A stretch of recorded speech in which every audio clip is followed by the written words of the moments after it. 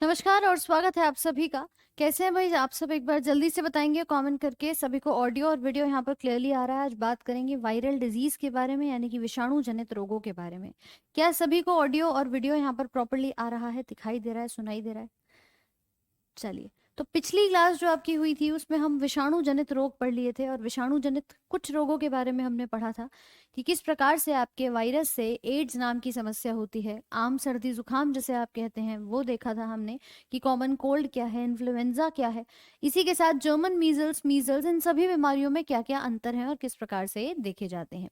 आज इसके आगे बात करेंगे। यानी कि अगर आपसे पूछा जाए कि भाई बीमारियों में और भी कई सारी बीमारियां आती हैं, कुछ मच्छर के काटने से होती हैं जो कि विषाणु के द्वारा फैलती हैं, तो उसी जो क्रम आपका चल रहा था विषाणु जनित रोग, उसी में आगे बढ़ेंगे और उसी के अंदर एक बीमारी जो हम अगली लिखेंगे उसके अंदर बात करेंगे। पिछला हमने मीजल्स और जर्मन मीजल्स तक लिख लिया था। बोलो वहां तक कोई समस्या किसी को? एक बार जल्दी से बता देंगे वहां तक कोई समस्या? चलिए, तो अब अगली हेडिंग जो डलेगी विषाणु जनित रोगों के अंदर ही, वहां हम बात करने वाले हैं उन बीमारियों की जो हमारे किसी खसरे के अलावा, देखो ये हमने लास्ट बात की थी मीजल्स और जर्मन मीजल्स के बीच में, कि जो खसरा होता है एक रुबेला वायरस होता है और दूसरा रुबियोला वायरस होता है। ठीक है, कुछ इस प्रकार से चीजें आपकी दिखाई देती हैं। इसके अगला जो टॉपिक होगा, मतलब इसके अगला जो आपका बीमारी है उसको हम लिखेंगे चिकन पॉक्स की। कुछ दिनों से आप लोगों की क्लासेस जो है वो नहीं हो पा रही हैं समय के थोड़े अभाव के कारण। मतलब चीजें जो है ना, अभी यूपी पुलिस कांस्टेबल का एग्जाम आप लोगों का जो खराब हुआ है, पेपर लीक हुआ है, उस कारण की वजह से बहुत चीज़ें थोड़ी डिस्टर्ब हो गई हैं। काफ़ी टीचर्स की क्लास जो है वो आपकी बिगड़ रही हैं। फिलहाल आपका पूरा सिलेबस कराया जाएगा, इस चीज़ का पूरा आश्वासन मैं आपको यहाँ पर देती हूँ, और पूरी तरह से कराया जाएगा, कोई भी टॉपिक आपका रहेगा नहीं। ठीक है, तो अभी हम इस टॉपिक को कवर कर रहे हैं, इसके बाद अगली क्लास मतलब जो भी आपकी रहेगी वो सेम टाइम आप लोगों की आपको मिल जाएगी। ठीक है साहिदुर? जी हाँ, प्रॉपर जो भी होगा आपको ऐप पे पूरा नोटिफिकेशन मिल जाया करेगा कि आपकी क्लास लाइव है या नहीं है। तो चलिए, अगली हम यहाँ पर बात करेंगे जिस बीमारी के बारे में, उसको कहा जाता है चिकन पॉक्स।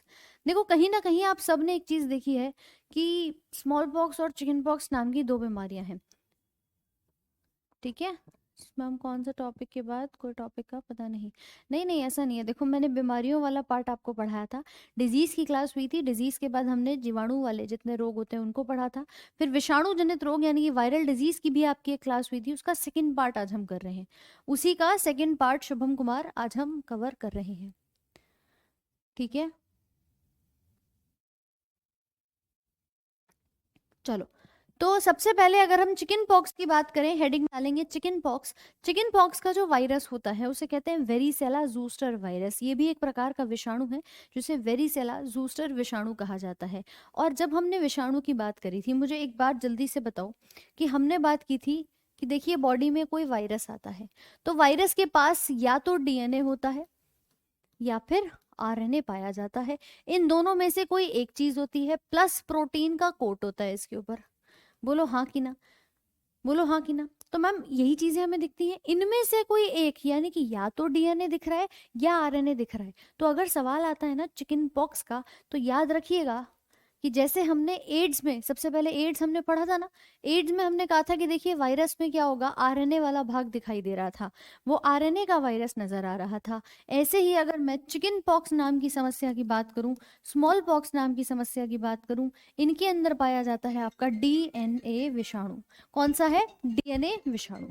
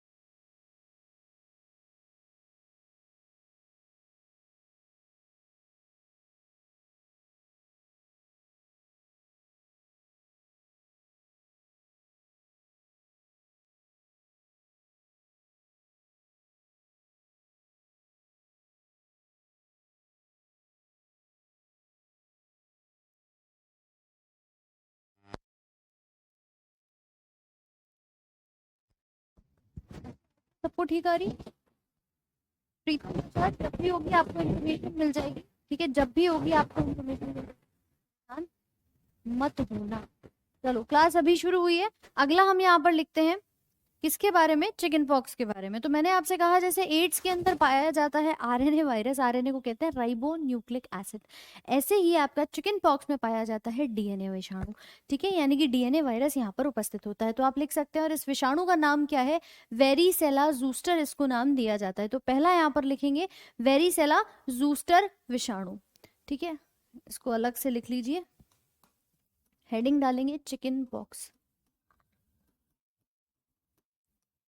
चिकन पॉक्स का जो वायरस है उसके अंदर डीएनए वायरस कहा जाता है। सेकंड, इसका पैथोजन यानी कि कारक जीव कौन सा है? तो कारक जीव में आप लिखोगे वेरिसेला जूस्टर विषाणु। एक होता है हमारा चिकन पॉक्स और दूसरा आता है जिसे हम कहते हैं स्मॉल पॉक्स, ठीक है। स्मॉल पॉक्स के अंदर भी आपका जो वायरस होता है वो डीएनए टाइप का पाया जाता है, मतलब इसके अंदर आनुवांशिक पदार्थ कैसा है? डीएनए पाया जाता है। इसके अलावा अगर हम बात कहें कि भैया यहाँ पर पैथोजन कौन सा है, देखो यहाँ होता है ना वेरिसेला जूस्टर, जिसको हम कहते हैं वेरिसेला जूस्टर। यहाँ जो वायरस का पैथोजन है वो है वेरियोला वायरस, ठीक है, इसको कहते हैं वेरियोला विषाणु। तो ये दो छोटे छोटे से अंतर आपसे पूछे जाते हैं कि भैया यहाँ पर क्या नाम है और यहाँ पर क्या नाम है। सूरज बिल्कुल कर सकते हो, लेकिन एक चीज याद रखना, एक बात याद रखना कि अगर हम बात कर रहे हैं आपके प्रीवियस ईयर क्वेश्चंस की तो उनको जरूर करते चलना, उनको मिस मत करना, ठीक है। मैम आप नहीं गए धरने पर, नहीं भाई पूरी टीम गई हुई है, और बाकी जैसा भी पॉसिबिलिटी रहती है मैं खुद भी जाने का पूरा प्रयास कर रही हूँ, हो सकता है कल जाना पड़े, और मैं खुद ही कोशिश कर रही हूँ कि मैं कल जाऊंगी। बाकी अभी के लिए आप लोग की क्लासेस जो हैं वो चल रही हैं, तो आप लोग अपनी क्लासेस ले लीजिए। मैम पहली स्लाइड फिर से समझा दीजिए। अखिलेश जी, हमने दो बीमारियों के बारे में बात करी, हम उन बीमारियों के बारे में बात कर रहे हैं जो विषाणु जनित हैं, जो वायरस बॉर्न होती हैं। उसमें पहला हमने कहा चिकन पॉक्स है। चिकन पॉक्स का कारक क्या है? उस कारक को हम कहते हैं वेरिसेला जूस्टर। और फिर अगर हम बात करें स्मॉल पॉक्स की, जो कहते हैं ना माता आ गई है, तो उसमें कहा जाता है आपका वेरियोला विषाणु। तो मैंने आपसे ये कहा था कि वायरस के अंदर या तो डीएनए है या फिर आपका आरएनए है, ठीक है। तो इनमें से कोई एक होता है, यहाँ पर डीएनए पाया जाएगा। लिख लो इसको फटाफट से। शुभम, मैंने ना एक बार इसके लिए बोल दिया है, और देखो टॉपिक्स में अभी तुम्हें आज की क्लास के एंड में लिखवा दूंगी क्या क्या सीक्वेंस है, और ये सीक्वेंस तुम्हें जल्दी ठीक मिल जाएगा। आप लोगों का सीक्वेंस थोड़ा बिगड़ा हुआ है, इस सेल के बाद जो चैप्टर हुआ था वो चैप्टर आपको उसमें दिख नहीं रहा होगा, ठीक है ना, तो वो आपको मिल जाएगा। रंजीत, डीएनए का फुल फॉर्म होता है डीऑक्सी राइबो न्यूक्लिक एसिड। लिखो इसे फटाफट से।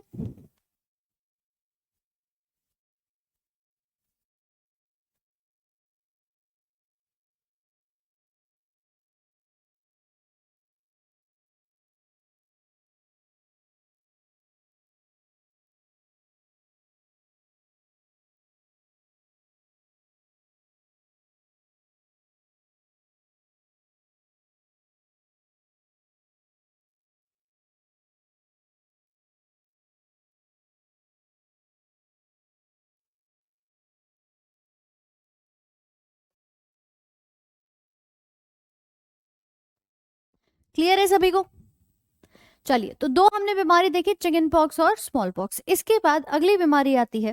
देखिए बीमारियां जितनी भी है ना आपकी, इसके अंदर मुख्य तौर पे हमने ये देखा कि या तो बीमारी खाने पानी से हो रही है, कुछ श्वसन के रास्ते से हो रही है, कुछ आपके त्वचा पे निकल रही है। अब मान लो तुम्हें कोई जानवर काट लेता है, कोई भी व्यक्ति है उसको कोई एनिमल बाइट कर ले, सिंपली हम सुनते आए हैं कि कुत्ते ने काट लिया, डॉग बाइट हो गया, उस समय पर कौन सी बीमारी होती है? उनके बारे में पढ़ेंगे जिसमें वायरस आपकी स्किन में किसी मच्छर के, किसी जानवर के काटने से एंटर कर रहा है।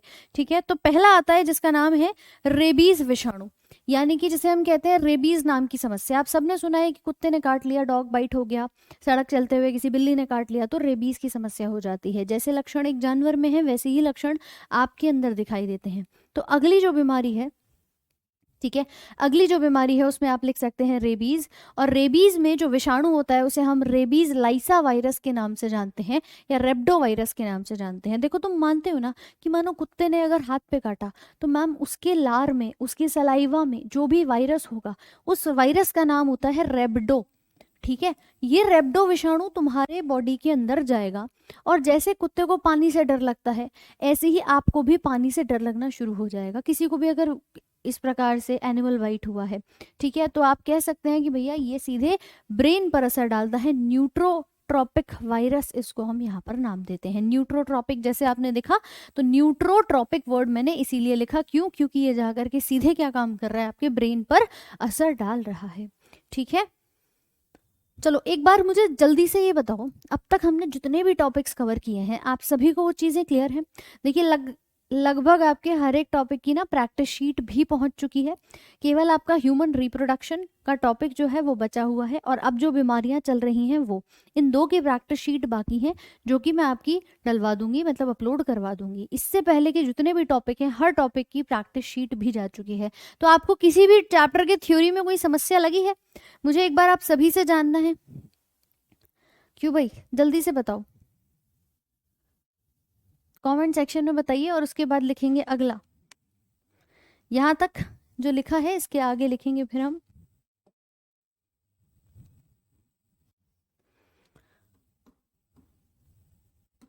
रेबीज नाम का रोग, ठीक है, ये किस हेडिंग के अंतर्गत आएगा? तो आप कह सकते हो कि भैया ये आएगा ट्रांसमिशन थ्रू एनिमल बाइट, जानवर के काटने से फैलने वाले रोग। इसी में हम पढ़ रहे हैं पहला भाग जिसको कहते हैं रेबीज। ठीक है,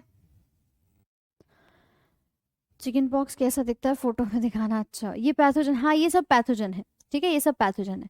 एवरीथिंग इज क्लियर, बस रिविजन करना है। बहुत बढ़िया। ठीक है, फोटो देखनी है तो देखो ये देख सकते हो, फोटो कुछ ऐसी दिखती है चिकन पॉक्स की जब पूरे बॉडी पर क्या हो जाते हैं, दाने दाने से नजर आते हैं। ये देख पाओगे पूरी बॉडी के ऊपर, मेनली अपर पार्ट पे ज्यादा होते हैं, पूरे आपके पेट तक ज्यादा दाने दिखाई देंगे और इस प्रकार के फफोले से पड़ने शुरू हो जाते हैं। ठीक है, ब्लिस्टर्स हो जाते हैं। घर में इसीलिए मना करते हैं मसाले का तड़का मत लगाओ। क्यों? क्योंकि भाई मसाले का तड़का लगाओगे तो वो जो वेपर में मसाले आते हैं ना, वो जाके तुम्हारी स्किन पे इन फफोलों पे अगर टच करेगा तो वहां और ज्यादा इरिटेशन, जलन पड़नी शुरू हो जाती है। तो इस प्रकार का चिकन पॉक्स दिखाई देता है स्किन पे, त्वचा पे आपको ये दिक्कत कर देता है। तो अगला लिखेंगे रेबीज, इसका पैथोजन यानी कि कारक जीव जो है वो कहा जाता है रेब्डो विषाणु। रेब्डो विषाणु लिख सकते हो या फिर आप इसको लाइसा विषाणु भी कह सकते हैं। मेन हमने जैसा पढ़ा था कि आपका विषाणु का नाम, मतलब पैथोजन का नाम बहुत इंपॉर्टेंट है, तो इसे हम लिखेंगे रेब्डो वायरस या लाइसा वायरस।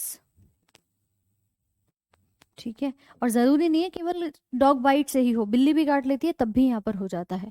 प्लांट तो अभी हम करेंगे ना, बॉटनी अभी हुआ ही कहाँ है, तो प्लांट का तो अभी बहुत कुछ पढ़ना है। बॉटनी में टिश्यूज़ हैं, प्लांट के हॉर्मोन्स हैं, प्लांट की बीमारियां हैं, तो बहुत कुछ पढ़ना है। ठीक है, तमन्ना आपको जहाँ से बच्चे अच्छा लगे आप वहाँ से कर सकते हो, कोई मैं अलग से आपको नाम नहीं बताऊंगी, बट हाँ मैं आप लोगों के लिए कुछ लेकर आ रही हूँ, एक ऐसी बुकलेट जिसमें आपके पास ढेर सारे क्वेश्चंस होंगे जो आपको हर तरह से प्रीवियस ईयर और आप लोगों के जितने भी क्वेश्चंस की प्रैक्टिस रहती है आपके मन में, वो सब चीज़ें करने में मदद मिलेगी। तो बहुत जल्द आप लोगों के लिए मैं भी कुछ ऐसा एक बुक जो है वो आपकी तैयार कर रही हूँ, बहुत जल्दी आप लोगों को मिल जाएगी, तो आप वहाँ से प्रैक्टिस कर लेना। बाकी अभी आपको जहाँ जैसे अच्छा लगता है आप कर सकते हो। चलिए, तो इसे कहते हैं रेबीज वायरस। इसके बाद आता है डेंगू। आपने कहा जानवर के काटने से, तो मैम मच्छर भी तो जानवरों में ही आता है। डेंगू वायरस, डेंगू जिसे हम कहते हैं, इसका पैथोजन होता है फ्लेवी वायरस।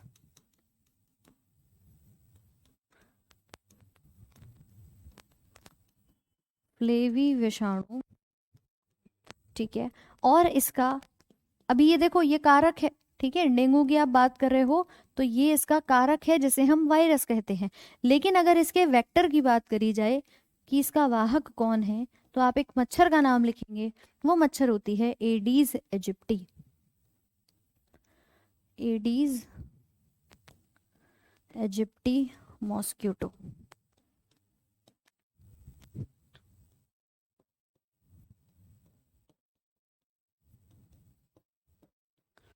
ठीक है, तो डेंगू के अंदर यूजुअली आपके दो नाम बहुत इंपॉर्टेंट हैं, बहुत ज़्यादा पूछे जाते हैं।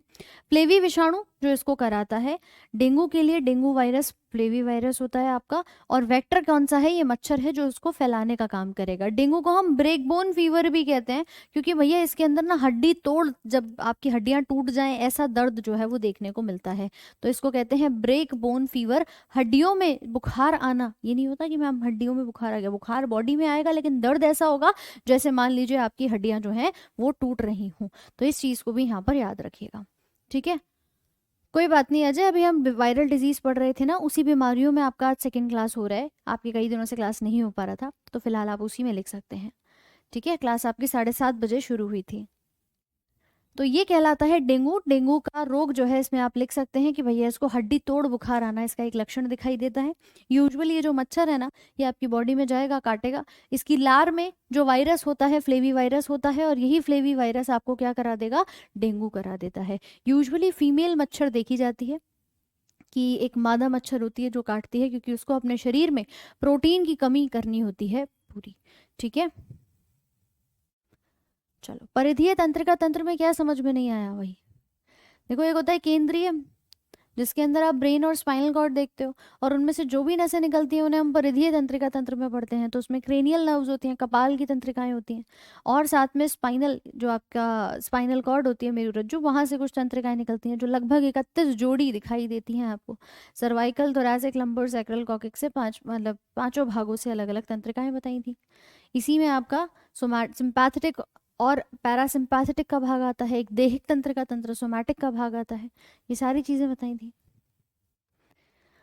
चलिए, लिख लिया सबने। तो ये डेंगू कहलाता है। इसका एक लक्षण दिखता है कि यहाँ पर प्लेटलेट्स की संख्या कम हो जाती है, ठीक है। प्लेटलेट्स की संख्या कम होती जाती है, और कम कितनी हो जाती है, 0 तक पहुंच जाती है, बिल्कुल 0 तक पहुंच जाती है। प्लेटलेट्स कम हो जाते हैं, फिर कहते हैं बकरी का दूध पिलाओ, पपीते के पत्ते का रस खिलाओ, अलग अलग नुस्खे जो हैं वो आजमाए जाते हैं। तो ये रोग होता है डेंगू का, खासतौर पे जब मच्छर पनपते हैं आपके बारिश के मौसम में, उस टाइम पर ज्यादा होता है। ऐसा ही एक और रोग होता है जिसे चिकनगुनिया कहते हैं। चिकनगुनिया में भी लगभग आपके पैथोजन और वेक्टर सेम है। तो फिर मैम अंतर क्या है, अंतर होता है कि देखो यहाँ पर आपकी हड्डियों में दर्द ज्यादा होता है, जॉइंट्स में पेन ज्यादा होता है। चिकनगुनिया में ना मांसपेशी में दर्द ज्यादा होता है। जैसे यहाँ पर प्लेटलेट्स की संख्या 0 तक हो जाती है, बिल्कुल कम हो जाती है का मतलब आप कह सकते हो बिल्कुल 0 तक आ जाती है, वहां पर 80,000 तक पहुंचती है। कहते हैं ना प्लेटलेट्स 1.5 लाख से लेके 4.5 लाख तक नॉर्मल होते हैं। तो अगर उनकी सेल वैल्यू गिरेगी भी तो वो 80,000 तक गिरेगी, उससे नीचे नहीं जाएगी। तो वो चिकनगुनिया नाम की समस्या होती है। यहाँ तक लिख लिया है सभी ने, गोविंद, पंकज, अखिलेश, अजय, रौनक। अगला रोग लिखेंगे चिकनगुनिया।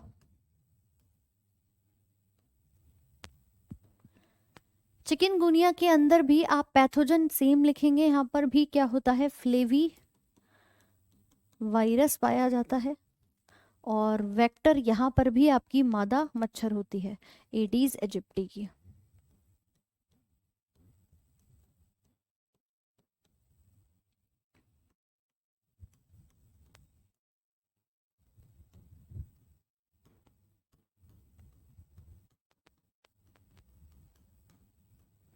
बस यहाँ पर लिख लेना कि मसल पेन ज्यादा होता है, मसल पेन अकर्स, मांसपेशी में दर्द। और इसके अलावा प्लेटलेट्स लेवल ड्रॉप टू 80,000।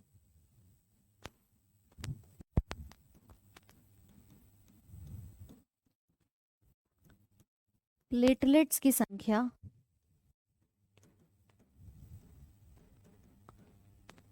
80,000 तक हो जाती है। सामान्य स्तर आपसे अगर पूछा जाए कि भैया इसकी नॉर्मल वैल्यू कितनी होती है, नॉर्मल यानी कि सामान्य कितनी होती है, तो 1.5 लाख से 4.5 लाख तक। ठीक है, इतनी ये सामान्य वैल्यू होती है। प्लेटलेट्स दे देखो, रिमझिम हमने ब्लड पढ़ा था और ब्लड में बताया था कि आपके जो सेल्स पाए जाते हैं उसमें आरबीसी, डब्ल्यूबीसी और प्लेटलेट्स होते हैं, जो आपका रक्त का थक्का जमाने में क्या करते हैं, मदद करते हैं। ठीक है भाई, तो प्लेटलेट्स का मतलब जो हमारे ब्लड में क्लॉटिंग बनाते हैं, इसीलिए ब्लड में क्लॉटिंग नहीं हो पाती जब आपके प्लेटलेट्स का लेवल गिर जाता है, कम हो जाता है। ठीक है भाई, तो ये चिकनगुनिया नाम की समस्या आपकी देखी जाएगी। इसको लिख लो फटाफट से और मुझे बताओ लिख लिया है तो। इसे कहते हैं चिकनगुनिया। ठीक है, रिमझिम, रंजीत, गोविंद, सबको क्लियर है? यूपी पुलिस एग्जाम का क्या होगा, देखिए ये तो देखने योग्य है, लेकिन री एग्जाम से हटके कुछ और मांग है ही नहीं, तो होना तो वही चाहिए। ठीक है,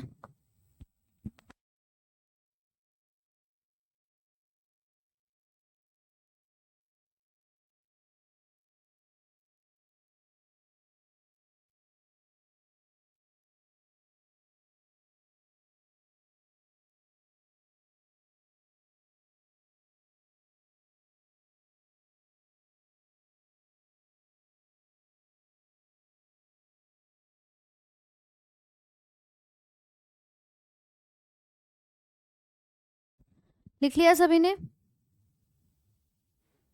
किसी को यहां तक कोई डाउट?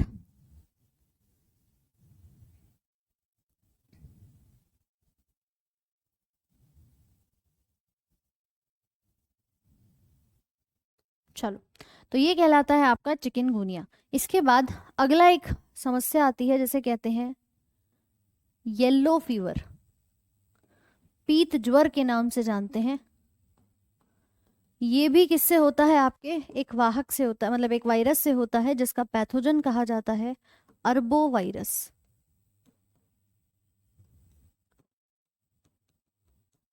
अरबो विषाणु।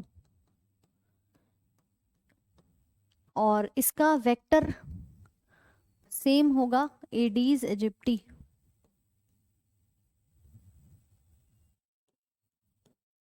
मॉस्किटो। ठीक है, यहां पर लक्षण आपको दिखते हैं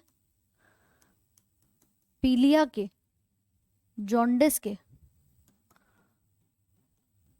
पीलिया हो जाता है, ठीक है, और बुखार जो है वो आपको तेज आना शुरू हो जाता है, तेज बुखार आना भी आपको शुरू हो जाता है। बाकी उल्टी होती है, मुंह से खून आना भी शुरू हो जाता है, जो कहते हैं पीत ज्वर हो गया। पीत मतलब येलो, येलो बुखार का मतलब क्या है, बुखार में तुम पीले पड़ जाते हो।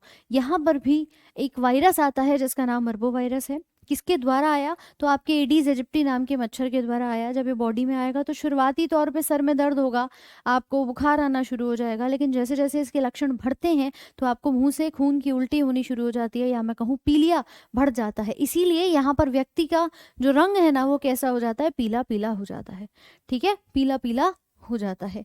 ये देख सकते हो, पीत ज्वर में कुछ ऐसी अवस्था आपको दिखाई देती है। इनिशियली वॉमिटिंग, हेडेक, ब्लीडिंग होगी, मुंह से पीलिया हो जाएगा, इन सभी को हम पीत ज्वर यहाँ पे कहते हैं। क्लियर है? चलो, जो थे का दे मूवमेंट एंड लोकोमोशन का चैप्टर, मूवमेंट एंड लोकोमोशन में से हमने स्केलेटल सिस्टम तो पढ़ लिया है, मस्कुलर सिस्टम आपको करा देंगे। ठीक है, मांसपेशी में कौन कौन से मसल्स पाए जाते हैं और प्रोटीन होते हैं, ये आपको करा देंगे। DSSB एग्जाम के लिए जितना आप पढ़ाई है क्या उतना सफिशिएंट है? बिल्कुल है, लेकिन थोड़ी सी चीज़ें वहाँ पर प्रीवियस ईयर क्वेश्चन के बेस पे आप देखोगे ना, कुछ पॉइंट्स अलग होते हैं, तो उनको PYQ आप सॉल्व करेंगे तो आपको अंदाजा एक वहाँ पर लग जाएगा। कुछ चीज़ें थोड़ी सी एक्स्ट्रा भी पूछी जाती हैं। ठीक है भाई, चलो, इसके बाद अगर बात करी जाए, डेंगू में आपने देख लिया, चिकनगुनिया आप सभी ने देख लिया, एक आता है दिमागी बुखार। दिमागी बुखार जिसे हम कहते हैं कि बुखार कहाँ हो चुका है, दिमाग पे चढ़ गया है। ये जापानीज इंसेफेलाइटिस के नाम से, जापानी बुखार के नाम से भी जाना जाता है। इस बीमारी में एक चीज़ तो आप समझ रहे हो कि देखो बुखार आता है, दूसरा आपने कहा कि दिमागी है, तो बुखार दिमाग पे चढ़ जाता है, इसका मतलब ब्रेन का कोई ना कोई भाग जो है वो प्रभावित हो रहा होगा इसमें। दूसरी चीज़ जापानी इंसेफेलाइटिस कह रहे हैं तो जापान से आया है, ये भी हम समझ गए। होता क्या है कि ये भी आपका कुछ मच्छरों से, कुछ जानवर से फैलता है, लेकिन एक वायरस है जो इसको कराता है यहाँ पे, उसमें भी हम फ्लेवी वायरस का रोल ज़्यादा देखते हैं। ठीक है, फ्लेवी वायरस का रोल ज़्यादा देखते हैं। होगा क्या कि देखो ये मच्छर है, जब ये मच्छर बॉडी के अंदर आपके काटेगा ना, तो फ्लेवी वायरस आपकी बॉडी के अंदर चला जाता है, और इसके बाद ये आपके बॉडी के अंदर क्या कराता है, स्पाइनल कॉर्ड के साथ साथ ब्रेन में सूजन आनी शुरू हो जाती है, ब्रेन के अंदर जो आपका कार्य है वो ठीक से नहीं हो पाता है। तो ये सारी चीजें हमें दिखाई देती हैं। इसी के साथ अगर बात करी जाए, साल 1871 में जापान में पहली बार इसका केस देखने को मिला था, और इसी के साथ ये मच्छरों के जरिए क्या होता है, इंसानों के अंदर फैलता हुआ नजर आता है। तो इसको हम नाम देते हैं आपका फ्लेवी विषाणु। हाँ अंजलि बेटा, बिल्कुल पता है मुझे। चलो चलो शिवा, अभी प्लांट के हॉर्मोन्स पढ़ेंगे, एनिमल के जो हैं वो हम पढ़ चुके हैं, मानव के हम एक्चुअली पढ़ चुके हैं। ठीक है भाई, कोई समस्या लग रही है यहाँ पे? चलो, तो अगला पॉइंट डाल करके लिखेंगे।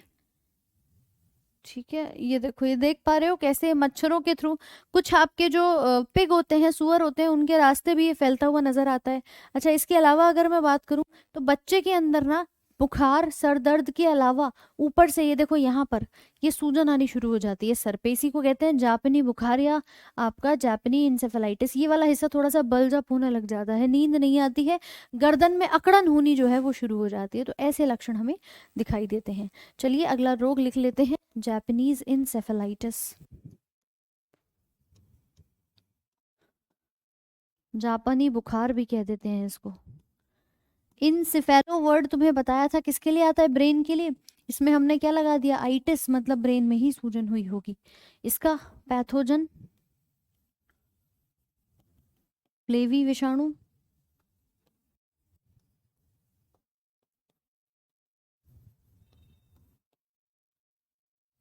जापानी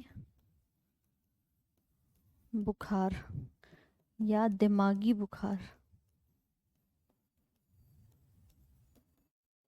ठीक है, इसके अलावा इसका जो कारक है यानी कि जो वेक्टर है उसे कहा जाता है आपका एडीज इजिप्टी।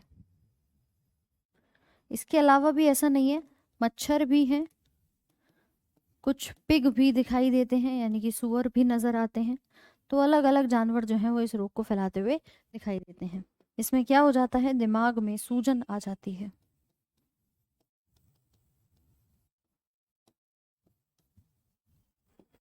Swelling in brain. ये शुरू कब हुआ था, तो आप लिख सकते हैं साल 1871 में पहला केस मिला।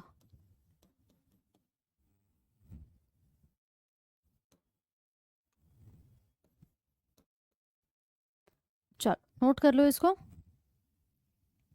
मैम ये वायरस इंसेक्ट को कुछ नहीं होता है क्या, नहीं नहीं नहीं नहीं नहीं, वायरस इंसेक्ट को कुछ नहीं करेगा, लेकिन हाँ अगर हम बात करें कि ये आपके इंसान के अंदर जो है उसका प्रभाव देखने को मिल जाता है।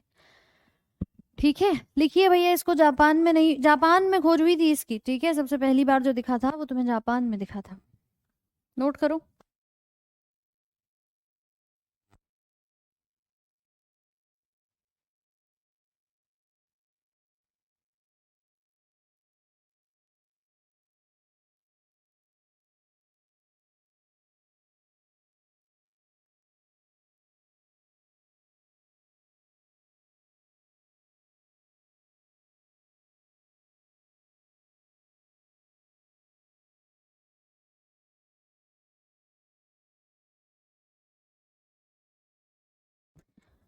हाँ भाई, कल क्लास होगी, बिल्कुल होगी। ठीक है, वो वायरस अगर ब्रेन में अफेक्ट कर रहा है तो जापानी बुखार है, अगर वो आपके आंतों में अफेक्ट कर रहा है तो फिर अलग से रोग दिखाई देता है, तो डिपेंड करता है कि वो आपके अंग, कौन से अंग को प्रभावित कर रहा है। प्लेटलेट्स पे जाके अटैक कर रहा है तो मैंने कहा डेंगू या चिकनगुनिया है। ठीक है, अगर आपकी बॉडी में लिवर पे अफेक्ट किया तो हमने उसको पीत ज्वर कहा। तो ये अलग अलग रोग जो है वो एक ही वायरस से आपको दिखाई देते हैं। गोविंद, क्लियर है?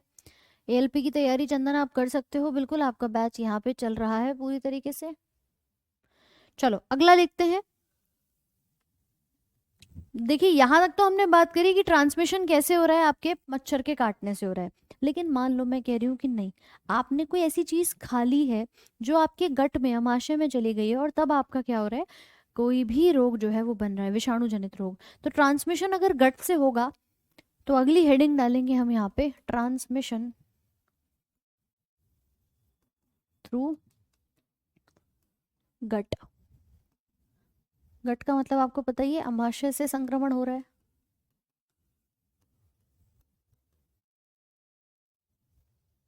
क्या हो रहा है, संक्रमण हो रहा है। ठीक है, तो यहाँ पर आप लिख सकते हैं पहला रोग जिसको हम नाम देते हैं पोलियो का। ठीक है, पोलियो का नाम देंगे। पोलियो का जो पैथोजन है वो सीधे पेट पर असर डालता है, एंटेरोवायरस कहा जाता है। एंटेरोवायरस, एंटेरो विषाणु। और ये मुख्य तौर पे देखिए आपकी बॉडी के अंदर ही सबसे पहले कहाँ जाएगा, आपके गट में जाएगा, आमाशय में जाएगा। ठीक है, अब इसके साथ अगर मैं बात करूं, रेबीज के लक्षण क्या होंगे, अखिलेश कह रहे हैं अरे भैया रेबीज के लक्षण में पानी से डर लगेगा, हाइड्रोफोबिया हो जाता है। ठीक, यहाँ कह रहा है पैथोजन इसका एंटेरोवायरस है, तो आपने जो भी भोजन ग्रहण किया है उसके रास्ते आपके गट में जाता है, आपके आमाशय में जाता है। अब वहां से ना ये तुम्हारे सेंट्रल नर्वस सिस्टम को प्रभावित करता है कि ये चला कहाँ गया, आपके गट में, और इसके बाद ये जाएगा केंद्रीय तंत्रिका तंत्र तक, आपके ब्रेन और स्पाइनल कॉर्ड को प्रभावित करेगा, यानी कि आपके मस्तिष्क और मेरुरज्जु को, जिससे व्यक्ति को हो सकती है पैरालिसिस की समस्या, और अगर ठीक नहीं हुई तो इसके मृत्यु भी देखी जाती है। ये पूरा पाथवे है जो कि ये फॉलो कर देता है। इसके अलावा अगर मैं बात करूं कि देखो यहाँ कारक तो हमें समझ में आ गया, इसका एक टीका कई बार पूछा जाता है कि इसकी वैक्सीन क्या है। ठीक है, पोलियो का टीका क्या है, तो इसका टीका बनाया था यहाँ पर साल्क और सबीन ने। ठीक है, ये दो व्यक्ति थे,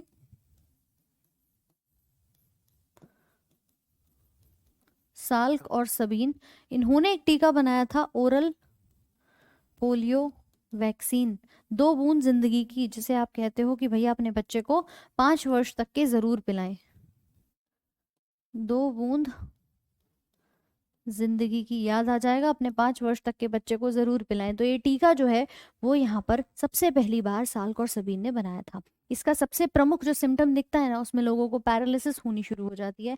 लेकिन ये भूल जाते हैं कि ये शुरू कहाँ से हुआ था, ये शुरू हुआ था आपकी आंत से, आपके आमाशय से, आपके गट से, और यहाँ से तुम्हारे ब्रेन को प्रभावित करता हुआ इंसान की मृत्यु भी करा देता है। इसी को हम पोलियो माइलिटिस वायरस भी यहाँ पर कहते हैं, या एंटेरो वायरस कहा जाता है।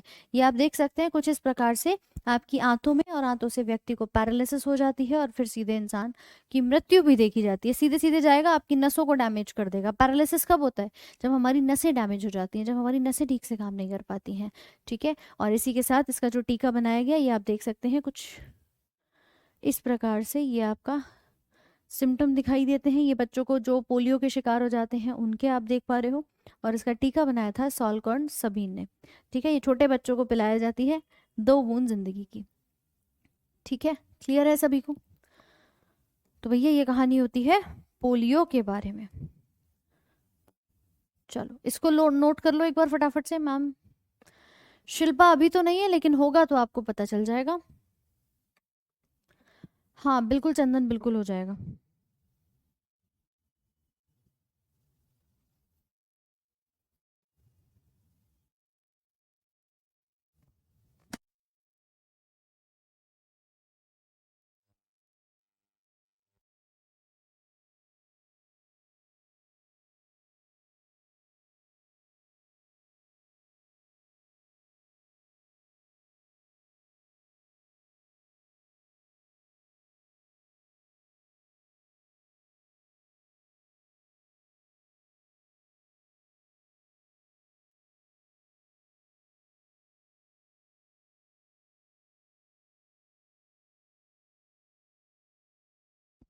चलो अगला लिखते हैं यहाँ पर। देखो एक तो आपके आमाशय में पोलियो नाम का रोग जा रहा है, दूसरा जो रोग बनता है ना वो फैलता है हेपेटाइटिस के नाम से, हेपेटाइटिस। अब हेपेटाइटिस में वर्ड आ रहा है हिपैटिक संबंधित, यानी कि ये कहीं ना कहीं मुझे नहीं लग रहा कि ये भैया लिवर से संबंधित होगा। क्यों भाई, लग रहा है तुम्हें या नहीं? हेपैटिक वर्ड किसके लिए बताया था? लिवर के लिए। तो भैया ये जो है आपका हेपेटाइटिस, इसका जो मुख्य कारक जीव होता है, यानी कि जो इसका पैथोजन होता है, वो पैथोजन यानी कि वो कारक कहलाता है हेपेटाइटिस वायरस। कुछ आपने दूषित खा लिया है जिसके कारण ये बॉडी के अंदर एंटर कर गया है। ये अपने आप से 5 प्रकार का होता है कि अगर मैं हेपेटाइटिस की बात करूं तो hepatitis A, B, C, D और ई, अलग अलग इसके 5 प्रकार जो हैं वो आपको दिखाई देते हैं। हेपेटाइटिस ए अलग होता है, बी अलग होता है, बी वाला है जो आपको यूजुअली पीलिया कराता हुआ नजर आता है। फिर सी, डी, ई ऐसे बहुत सारे भाग जो हैं वो हमें नजर आते हैं, मेन ये 5 आपको दिखाई देते हैं। ठीक है, हाँ जी। तो हेपेटाइटिस जो है वो कुछ इस प्रकार से आपका फैलता है, इसके अंदर बॉडी में पीलिया नाम का जो लक्षण है, इसका लक्षण लिख सकते हो, पीलिया आपको देखने को मिलेगा, यानी कि इसे पीलिया को ही कहा जाता है जॉन्डिस। और किसी को अगर जॉन्डिस हुआ है तो उसके लिवर पर सूजन देखी जाएगी और संक्रमण भी वहीं पर फैलता है। ठीक है भाई, यकृत पर, लिवर यानी कि यकृत पर।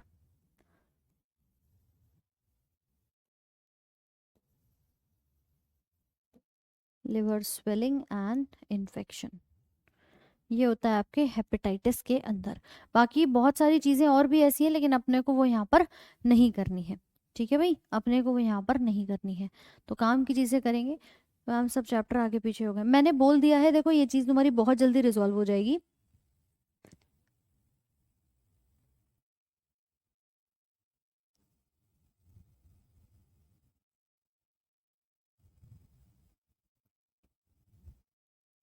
ब्रेन में ब्लड क्लॉट को कौन से डिजीज बोलेंगे?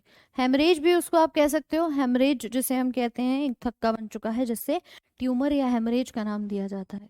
ठीक है, तो ये हमारी कुछ मुख्य बीमारियां थी। क्या आप सभी को वायरस से होने वाली सारी बीमारियां क्लियर हो गई हैं? एक टीका हमने यहाँ पे पोलियो का पढ़ा है, दूसरा एक टीका चेचक का लिख लेना। चेचक का टीका जो बनाया था, यानी कि स्मॉल पॉक्स का टीका जो बनाया था, वो बनाया था एडवर्ड जेनर ने।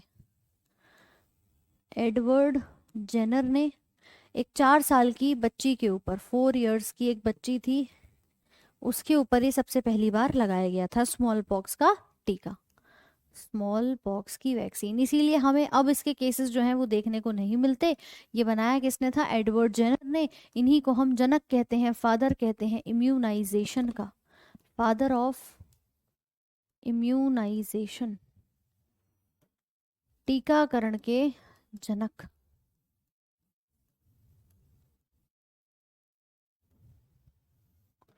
कहानी क्लियर है सबको? जल्दी से बताएंगे एक बार। अखिलेश, ए बी जो है वो आपके जो लिखा है वो होते हैं अलग अलग types, hepatitis A, hepatitis B, hepatitis C, ऐसे आपके 5 भाग नजर आते हैं। ठीक है, तो ये हमारी बीमारियां थी। आशा करूंगी कि ये सभी चीज़ें आप लोगों को यहाँ पर क्लियर हो गई होंगी। इसी के साथ लगातार आपकी क्लास जो चलेगी वो अब सुबह 9 बजे ही चलेगी, यानी कि सेम टाइम पर ही चलेगी। ठीक है, तो कल भी क्लास कल तो नहीं रहेगी, बट हाँ आपकी क्लास जो है मंडे से लगातार चलने वाली है। जो भी आपके टॉपिक्स रह गए, मुझे भी पता है, सेल डिवीजन हो या फिर हम बात करें आपके जो आपके टिश्यू का टॉपिक रह गया है, प्लांट बॉटनी रह गई है, वो सब कुछ अपन कवर कर लेंगे। I hope this is clear now.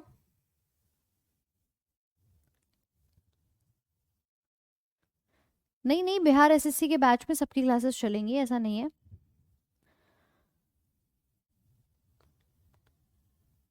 नहीं गोविंद, मलेरिया वायरस से नहीं होता। जब मैंने आपको 5 जगत के किंगडम पढ़ाए थे उसमें प्लाज्मोडियम पढ़ाया था।